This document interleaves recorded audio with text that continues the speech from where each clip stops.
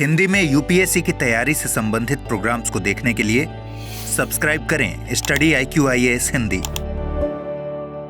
नमस्कार, study IQ IAS Hindi में आप सभी लोगों का बहुत बहुत स्वागत है। मैं विरद एक बार फिर से आपके समक्ष हाजिर हुआ हूं। दोस्तों, आज जिस घटना के बारे में हम आपसे डिस्कशन करने जा रहे हैं, निस्संदेह वो है तो एक त्योहार का हिस्सा, लेकिन ये त्योहार मातम में बदल गया। आज है 13 अप्रैल। आज है 13 अप्रैल सन 2024, लेकिन हम जिस सन की बात कर रहे हैं, दिन तो यही है 13 अप्रैल ही, लेकिन वर्ष है सन 1919।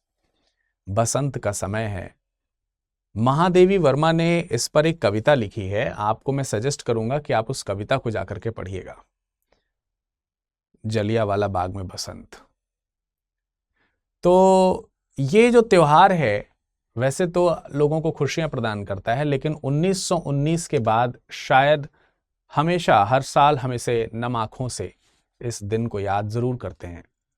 जी, आज हम बात कर रहे हैं जलियांवाला बाग हत्याकांड की। आज का दिन जलियांवाला बाग हत्याकांड के रूप में जाना जाता है और ऐसा है कि औपनिवेशिक शासन ने न जाने कितने अत्याचार कब कब किए होंगे, इसकी कोई गणना नहीं है। लेकिन शायद जिस तरह का ये हत्याकांड था, मुझे लगता है कि इतिहास में ऐसा हत्याकांड इसके पैरेलल कोई और भी हुआ होगा। ऐसा धुंधली सी भी स्मृति में मेरे नहीं है। तो आज हम उसी के ऊपर डिस्कशन करने जा रहे हैं, उस इतिहास को हम याद करने जा रहे हैं। यूपीएससी भी कई बार इससे प्रश्न पूछता है, तो आज मैं आप लोगों को जलियांवाला बाग हत्याकांड की कहानी बताने आया हूं। पूरे लेक्चर को शुरू से लेकर के अंत तक शानदार तरीके से, शांत भाव से, शांत चित्त से सुनिएगा। एक तो ये आपके परीक्षा के पॉइंट ऑफ व्यू से भी इंपॉर्टेंट है। दूसरा, आप देखें कि औपनिवेशिक शासन ने हम पर क्या क्या अत्याचार किए हैं, कब कब अत्याचार किए हैं और उसकी क्या सीमाएं उल्लंघित करी हैं, उसका एक उदाहरण आज के इस सेशन में आपको देखने को मिलेगा।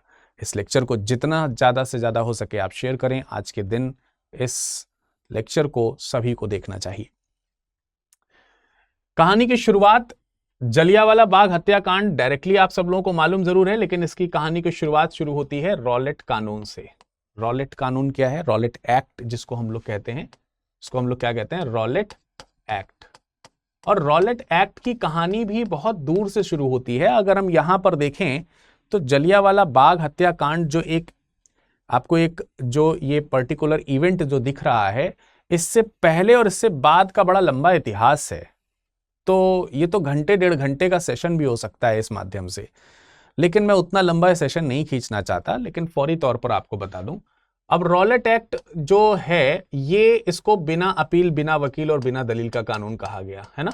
बिना अपील, बिना वकील और बिना दलील, बिना वकील और बिना दलील का कानून कहा गया। ये सबको मालूम है, लेकिन इस कानून में ऐसा क्या था और क्यों किया गया था, इसके पीछे तर्क ये है कि 1909 में एक एक्ट आया था जिसको सुधार के नाम पे लाया गया था, और मैं आप लोगों से जानना चाहता हूं कि इस सुधार का नाम क्या था। वैसे तो इसको हम लोग बोलते हैं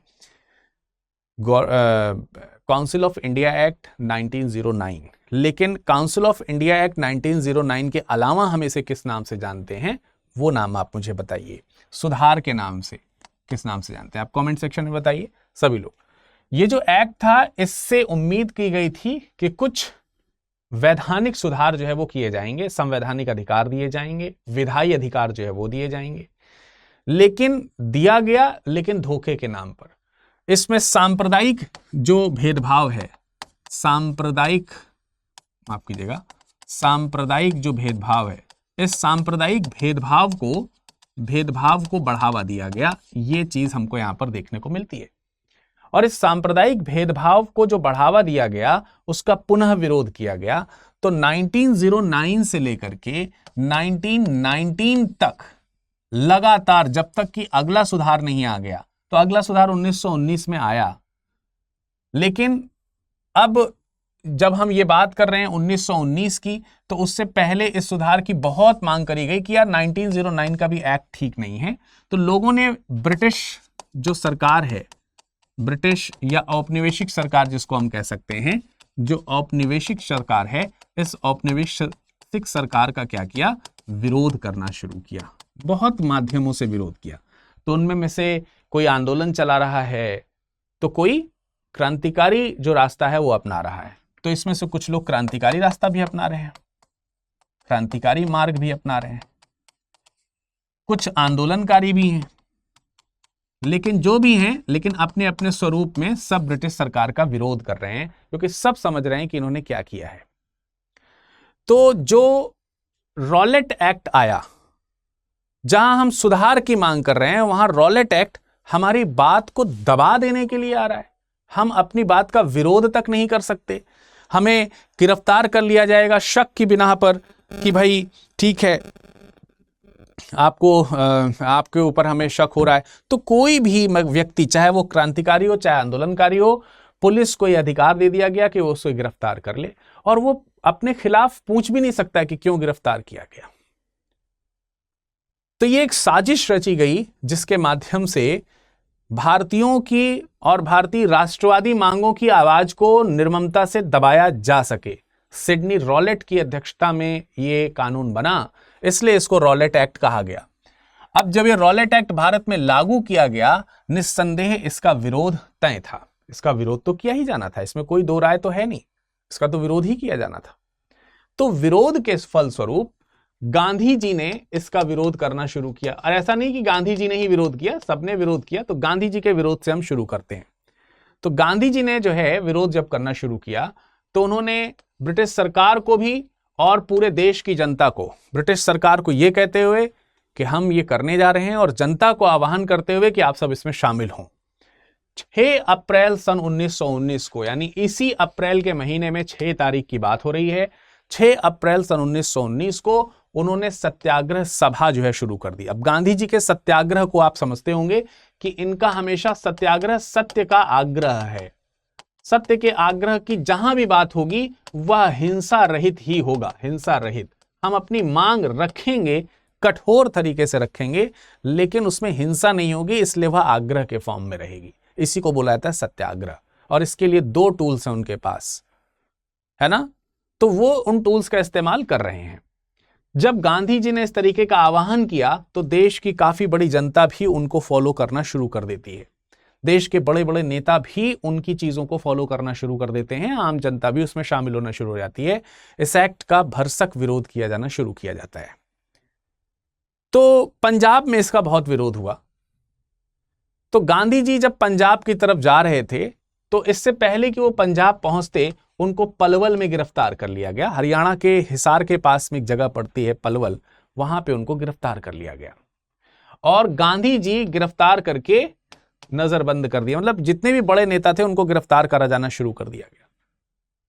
इसी बीच 6 अप्रैल को यह घटना घटी, और 3 दिन बाद 9 अप्रैल को अमृतसर में डॉक्टर सत्यपाल और सैफुद्दीन किचलू, ये 2 बड़े पंजाबी नेता थे, इनको भी गिरफ्तार कर लिया गया। पंजाब में सिचुएशन अब हाथ से जैसे ब्रिटिश सरकार के बाहर निकल रही थी। राष्ट्रवादी अपनी मांगों को लेकर के अब एकजुट होने शुरू हो चुके थे तेजी से। गांधी जी और दूसरे प्रमुख नेताओं के नेतृत्व में इन सब चीजों का, ब्रिटिश औपनिवेशिक दादागिरी का विरोध किया जाना शुरू किया जा चुका था। अंग्रेजों के पास अब कोई चीज नहीं जब बची, तो उन्होंने इस पे, जहां पर देख सकते हैं यहां पे जनरल डायर का नाम लिखा हुआ है, जनरल डायर अपनी एक टुकड़ी समेत अमृतसर पहुंचता है, अमृतसर की हवा लेता है। हवा लेने का मतलब नाजुकता को समझने का प्रयास करता है कि क्या इस स्थिति में किया जा सकता है। तो उसने वहां पर तुरंत जो है, जैसे हम लोग धारा 144 बोलते हैं ना, उस तरीके की सिचुएशन जो है वहां पर लागू कर दी कि कोई भी घर से बाहर नहीं निकलेगा। लेकिन आप सोचिए कि उस समय कितनी जनता पढ़ी लिखी है, और क्या सोशल मीडिया है।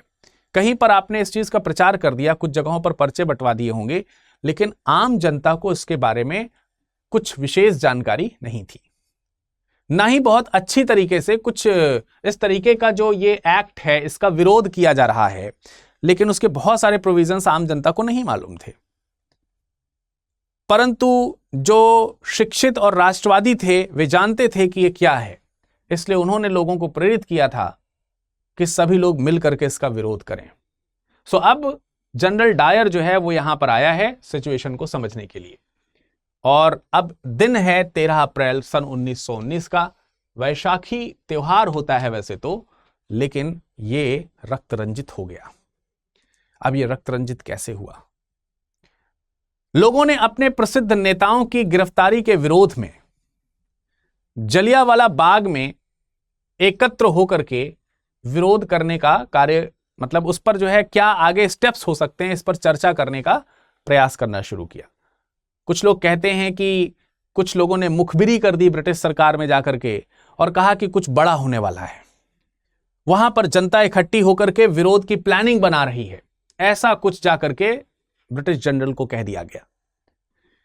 कर्नल रेजिनाल्ड एडवर्ड हैरी डॉयर, ये नाम आप एज इट इज याद रखेंगे। जब उसे यह पता चला तो उसे काटो तो खून नहीं। वो क्रोध में इतना पागल हो गया कि वह ब्रिटिश सरकार की अवहेलना को बर्दाश्त नहीं कर सका और लोगों को सबक सिखाने के लिए तकरीबन 150 सैनिकों की टुकड़ी लेकर, सशस्त्र सैनिकों की टुकड़ी लेकर वह उस स्थल पर पहुंच गया जहां पर ये लोग, जलियांवाला बाग, ये वहां पर पहुंच गया। और कहते हैं कि जलियांवाला बाग में एक ही एंट्रेंस था, वो भी बहुत संकरा था, लोगों को वहीं से निकलना था। बड़े संख्या में सशस्त्र हथियार बंद लोगों को लेकर के ये हैरी डॉयर वहां पर पहुंचता है और उन लोगों को वहां से भागने का अवसर दिए बगैर और बीच बचाव का किसी भी प्रकार का कोई अवसर दिए बगैर उसने तुरंत अपनी टुकड़ी को 2 भागों में दाएं और बाएं विभाजित किया और दोनों टुकड़ियों को विशेष तरीके की पोजीशंस लेने के लिए कहा।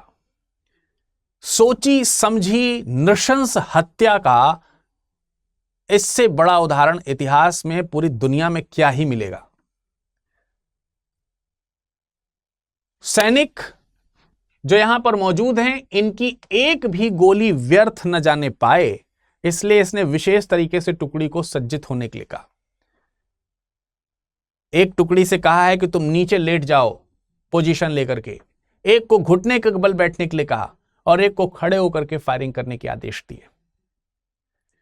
अब कोई भी जनता जब फायरिंग इत्यादि होती है, जैसे ऐसा बताया गया कि जब ये इन्होंने फायरिंग का आदेश दिया तो उसमें जो जलियांवाला बाग में जो कुछ लोग मौजूद थे, उसमें से कुछ सैनिक भी थे भूतपूर्व, उन्हें मालूम था कि गोली से कैसे बचा जा सकता है, तो उन्होंने जनता को लेट जाने का आदेश दिया। लेकिन जनरल डायर शायद ये जानता था कि बचने के लिए लोग नीचे लेट सकते हैं, इसलिए पहले से नीचे लेटी हुई टुकड़ी ने नीचे झुकने वाली जनता को भी रक्त रंजित कर दिया। चारों तरफ से गोलियों की बौछार हो गई और उस गोली ने ना किसी बूढ़े को पहचाना, ना किसी बच्चे को पहचाना, ना ही महिला को, ना ही पुरुष को, ना ही विकलांग, किसी को भी किसी की गोली ने पहचाना नहीं। जो सामने आया चीथड़े होता चला गया। लोगों की कनपटी में गोली लग रही है, सर फट जा रहा है, अंतड़ियां निकल करके बाहर आ जा रही हैं। लोगों ने बचने के लिए किसी तरीके से वहां पर मौजूद एक कुएं में छुपने का प्रयास किया। एक मां अपनी बच्ची को लेकर के कुएं में कूदी, उसको देखकर बहुत सारे लोग कुएं में कूदे, शायद हम बच जाएं। कुएं में लोग कूदते चले गए, नीचे दब करके लोग मर गए, दम घुटने से लोग मर गए। कई इतिहासकार तो यह भी कहते हैं कि जब ऊपर वो कुआं भर गया तो इसने ऊपर से गोलियां चला दी। आज भी आप उनके दाग दीवारों पर जाकर के देख सकते हैं। अब तो वहां स्मारक बन गया है, बागों को फूलों से सजा दिया गया है, लेकिन तब वो रक्त से सज गया था। पूरी मिट्टी खून से लाल हो गई थी, सन उठी थी। लोग दीवार फांद करके जाते थे, लेकिन उन्हें फांदने नहीं दिया जा रहा था। एक वृद्ध ने अपने 4 साल के बच्चे को बचाने के लिए तेजी से फुर्ती दिखाते हुए अपने बच्चे को उठा करके 7 फुट ऊंची दीवार से उस पार फेंक दिया। बच्चा उधर जाकर के गिरा, उसका हाथ टूट गया। बच्चा बच गया, लेकिन दादाजी नहीं बचे, मारे गए। बच्चे ने आगे चल करके उसे उस धुंधली सी तस्वीर में जो कुछ याद था उसकी कहानी बताई। बहुत है, बहुत उदाहरण है, बहुत उदाहरण है। नृशंस हत्या के बहुत उदाहरण हैं। इसी नृशंस हत्या के लोगों ने किस किस तरीके से जलियांवाला बाग हत्याकांड की व्याख्या करी, दिल दहल उठता है।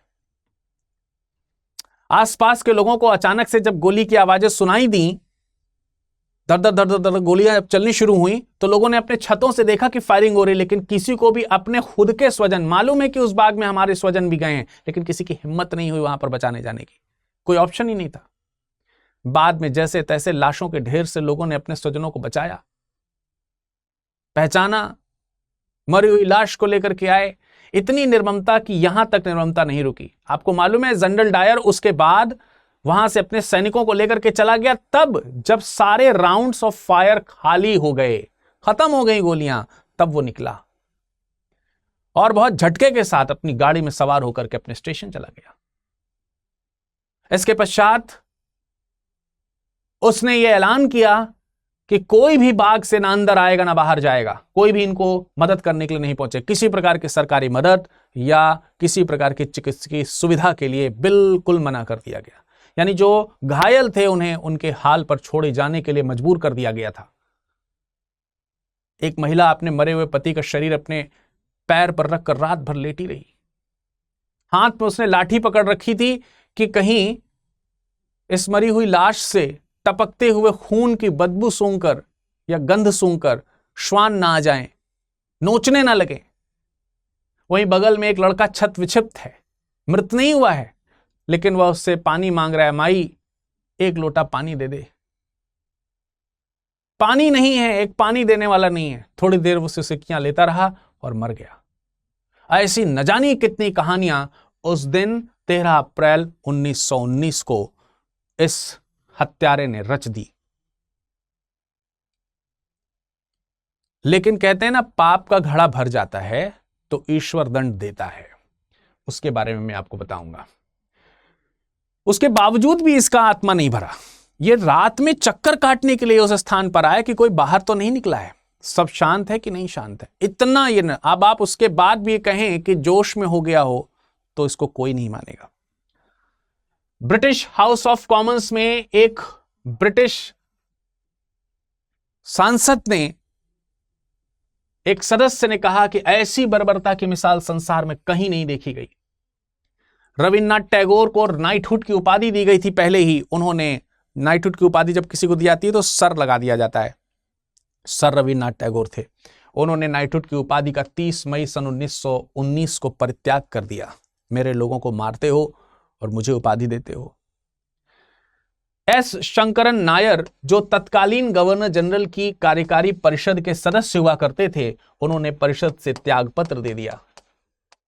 उन्होंने परिषद से त्यागपत्र दे दिया विरोध स्वरूप।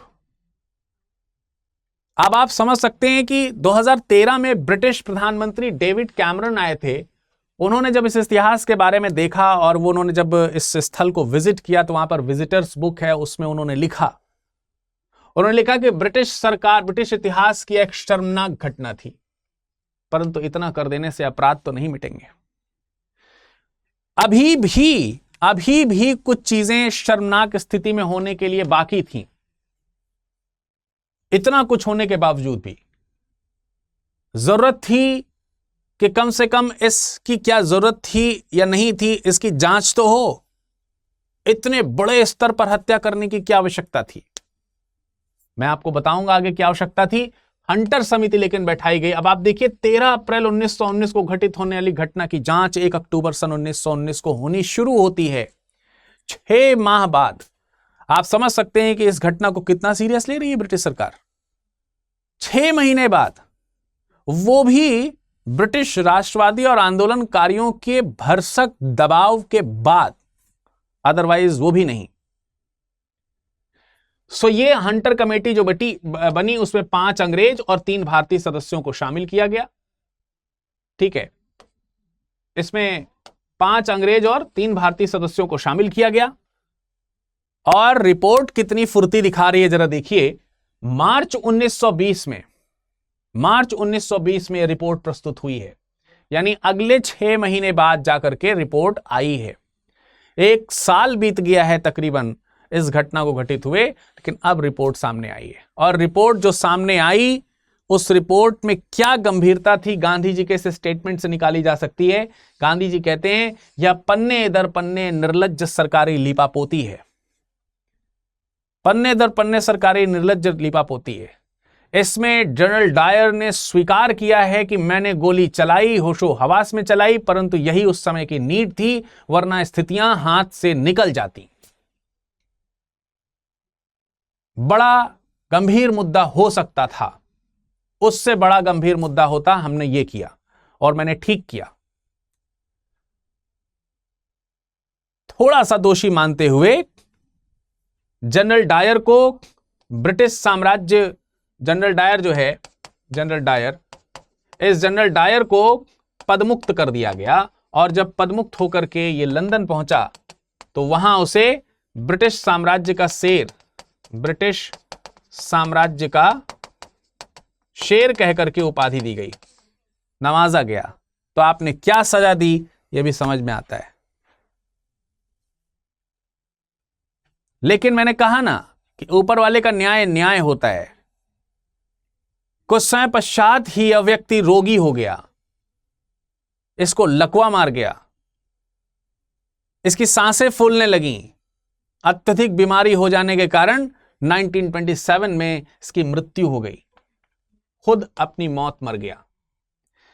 हालांकि जो ये हंटर समिति बैठी हुई थी, इस हंटर समिति ने तो कुछ खास निर्णय दिया नहीं, कुछ खास आरोप सिद्ध किए नहीं, तो इस बात का भारत में इंडियन नेशनल कांग्रेस ने विरोध तय किया और इसके लिए मदन मोहन मालवीय जी के नेतृत्व में तमाम सारे भारतीय, पंडित मोतीलाल नेहरू, गांधी जी, अब्बास तैयब जी, CR दास और पुपुल जयकर, इन सब लोगों ने मिलकर के स्वयं एक कमेटी का गठन करके जांच जो है वो करनी शुरू करी। तो इंडियन नेशनल कमेटी ने जो जांच करी, उसके जो जांच समिति ने जो जांच करी, उसमें लोगों को दोषी पाया गया और सरकार से अपील करी गई कि जो लोग दोषी हैं उन्हें सजा दी जाए और जो मृतक हैं उनके परिवारजनों को हर्जाना दिया जाए, आर्थिक सहायता दी जाए, जिस आर्थिक सहायता को ब्रिटिश सरकार ने नजरअंदाज कर दिया तब गांधी जी ने आगे 1919 में आंदोलन शुरू किया। फिर आप देखते हैं कि खिलाफत आंदोलन के साथ गांधी जी ने आगे का आंदोलन शुरू किया। तो यह आगे का इतिहास है, उसको मैं वहीं पर रोक देता हूं। जलियांवाला बाग हत्याकांड तो हो गया, उसकी जांच भी निर्लज्ज लीपापोती की तरह हो गई। इंडियन नेशनल कांग्रेस ने भी अपनी तरफ से जांच कर ली, लेकिन जो गया उसको मिला क्या? कुछ नहीं। परंतु उसी दिन, जिस दिन 13 अप्रैल 1919 का दिन, जिस दिन नृशंस हत्याकांड हुआ है, शाम के 5:30 बजे रहे होंगे, जब ये गोलियों की धड़धड़ाहट शुरू हुई, लोग समझ ही नहीं पाए कि क्या हुआ, भाग ही नहीं पाए। उन्हीं में 20 साल का एक नौजवान भी मौजूद था, जिसने अपनी आंखों के सामने इस नृशंस हत्याकांड को देखा था। किसी तरह वह बच निकला था, लेकिन जनरल डायर की फायर की वो चीख और लोगों की एक निर्मम जो ये चीख पुकारें थीं, उसके जिहान में जैसे बस गईं। लोग वर्षों तक हक्के बक्के रह गए, कई लोग अपनी बुद्धि खो बैठे, उन्हें समझ में नहीं आया कि क्या हुआ था। ये पागल हो गए लोग, स्तब्ध हो गए, सनसनाहट रह गई सब जगह केवल वर्षों तक। वही बालक है ऊधम सिंह, और उस बालक ऊधम सिंह ने इस नृशंस हत्याकांड का बदला लेना चाहा। उसके अंदर बदले की आग उबलती रही, लेकिन अभी उसके हाथ में कुछ था नहीं, क्या करता। फिर यही बालक ऊधम सिंह नरसंहार के बाद अमेरिका चला गया, और यही बालक ऊधम सिंह अमेरिका में जाकर के गदर पार्टी के साथ जुड़ गया। तो अब देखिए, यहां पर गदर पार्टी का भी इतिहास जुड़ता है, पर उसको मैं यहां पर कनेक्ट नहीं करता हूं। पर आप इतना जानिए कि गदर विदेश में, अमेरिका में, सैन फ्रांसिस्को में एक क्रांतिकारी राष्ट्रवादी पार्टी है, जो दुनिया में जितने भी प्रवासी भारतीय हैं उनको जोड़ करके भारत में क्रांति ला करके औपनिवेशिक शासन को सत्ता से बाहर कर देना चाहती है।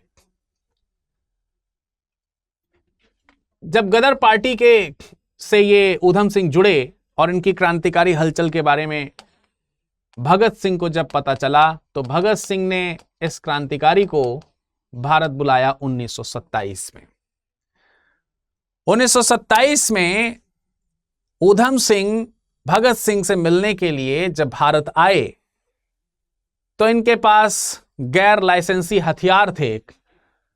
जब इनकी जांच करी गई तो इनके पास से गैर लाइसेंसी हथियार मिले, इसलिए इनको गिरफ्तार कर लिया गया और गिरफ्तार करके 5 साल की इनको कैद दे दी गई और 1931 में जाकर के ये रिहा हुए।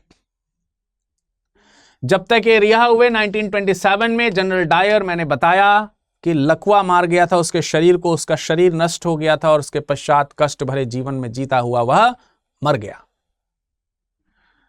जनरल डायर से जिसने गोलियां चलाई थीं, गोली चलाने का आदेश दिया था, उससे हत्या का बदला लेना था, लेकिन भगवान ने तो ऊधम सिंह से पहले ही जनरल डायर को छीन लिया।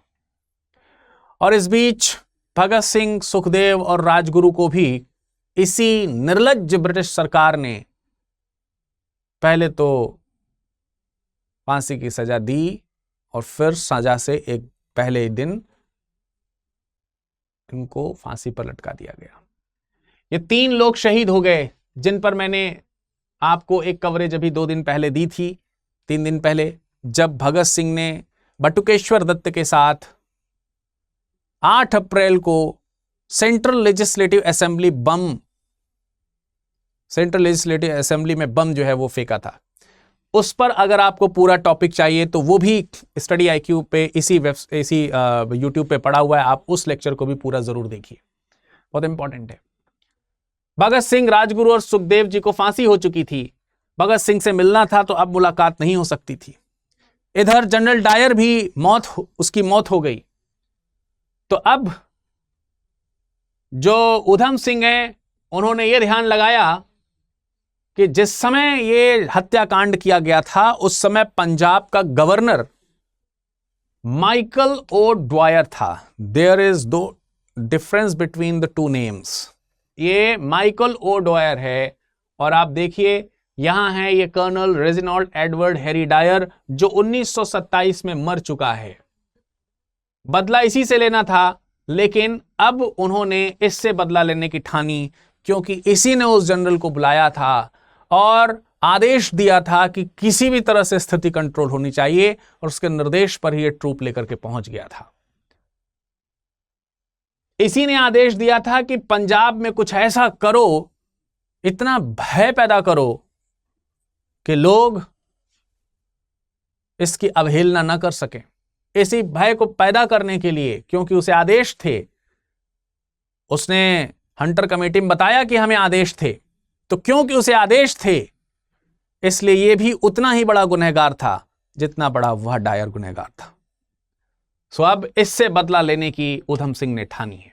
साल 1940।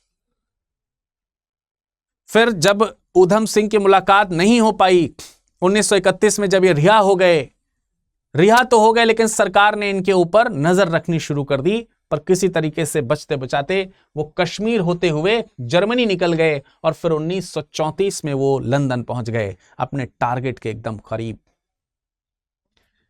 13 मार्च सन 1940, बड़े लंबे इंतजार के बाद वो दिन ऊधम सिंह के हाथ में लगा। 20 साल का नौजवान अब लगभग और 20 साल बिता चुका है, परंतु अब बदला लेने की बारी आ चुकी है। लंदन के कैक्सटन हॉल में ये Michael O'Dwyer East India association और सेंट्रल एशियन सोसाइटी के एक कार्यक्रम में भाषण देने के लिए हाजिर होने वाला था, जिसके भाषण को सुनने के लिए कई सारे लोग इकट्ठे होने वाले थे। इसी में एक श्रोता बन करके ऊधम सिंह शामिल हुए। ऊधम सिंह एक श्रोता बन करके हॉल में शामिल हुए। उन्होंने अंग्रेजी लिबास पहन रखा था, हाथ में एक मोटी किताब ले रखी थी, उस किताब के अंदर पिस्टल छुपाई थी। आप कहेंगे किताब में पिस्टल छुपाई है तो दिखी क्यों नहीं? क्योंकि किताब के अंदर वो मोटी किताब थी, उसके अंदर पिस्टल जितनी बड़ी थी उतना उसमें घेराव काटा गया था, किताब के अंदर उसको छुपा दिया गया, बाहर से किताब पैक दिख रही थी। जैसे ही माइकल डॉयर इस ईस्ट इंडिया एसोसिएशन और सेंट्रल रिलेशन सोसाइटी के कार्यक्रम में भाषण देने के लिए पहुंचा, उस नृशंस हत्यारे के एक प्रमुख कारण को देखते ही ऊधम सिंह का रक्त खौल उठा, तुरंत उठा और उठते ही 3 गोलियां इस जनरल ओ माइकल डॉयर के सीने में उतार दी। माइकल ओ डॉयर मारा गया। उसके बाद ऊधम सिंह मुस्कुराए, वहां से भागे नहीं। ब्रिटिश सरकार ने पहले की तरह वही किया, उन्हें कैद कर लिया। 31 जुलाई 1940 को लंदन के पेंटनविले जेल में उन्हें फांसी की सजा दे दी गई। पर इस शहीद को जो करना था उसने किया, बदला लिया। उस समय उन्हें वहीं लंदन में दफना दिया गया, लेकिन बाद में सन 1974 में इन्हें पंजाब के सुनाम में ला करके इनका फिर से अंतिम संस्कार किया गया। पंजाब का यह सुनाम इनकी जन्मस्थली है और यही जन्मस्थली अब उनकी अंतिम संस्कार की स्थली भी है।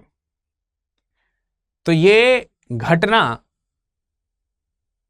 भारतीय क्रांतिकारी इतिहास की सबसे महत्वपूर्ण घटनाओं में से एक है और ये दिन बड़ा अजीब और गरीब दिन है, जो लाता तो खुशियां हैं लेकिन भिगो आंखें जाता है।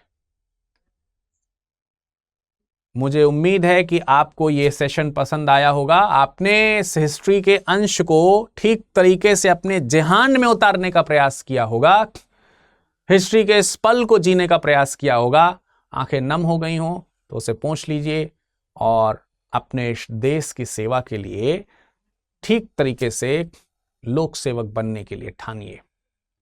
अब अत्याचारी औपनिवेशिक सरकार तो नहीं है, लेकिन कई ऐसे अत्याचारी तत्व अभी भी विदेशी जो आंख गड़ाए हुए हमारे देश पर बैठते हैं। हमारे भीतर, हमारे देश के अंदर भी कई ऐसे लोग जो हमारे देश को नुकसान पहुंचाने का कार्य करते हैं। उनसे हमारे देश की रक्षा करने का काम भी आप ही का है।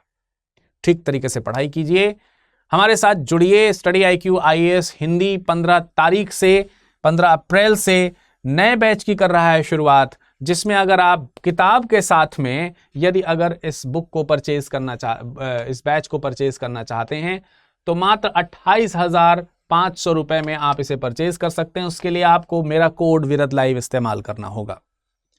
अगर आप किताब नहीं भी खरीदना चाहते हैं, then again you can use my code with live.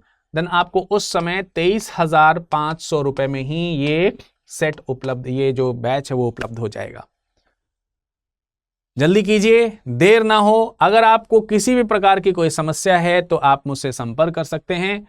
आप मुझे मेरे टेलीग्राम पर जुड़ करके मुझसे बात कर सकते हैं। मेरा टेलीग्राम है virad.dube। यहां पर ग्रुप मैसेज कर सकते हैं। इंडिविजुअल मैसेज करना है तो आप इंस्टाग्राम से जुड़िए।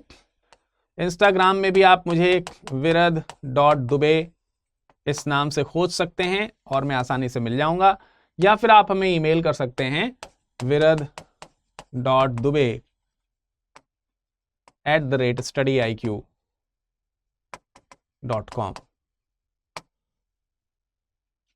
तो चलिए ठीक है, फिर किसी इतिहास के इसी पन्ने को लेकर के हम आपके समक्ष हाजिर होंगे। तब तक अपना ख्याल रखिएगा, सही से तैयारी करिएगा। धन्यवाद। हिंदी में UPSC की तैयारी से संबंधित प्रोग्राम्स को देखने के लिए सब्सक्राइब करें स्टडी IQ IAS हिंदी।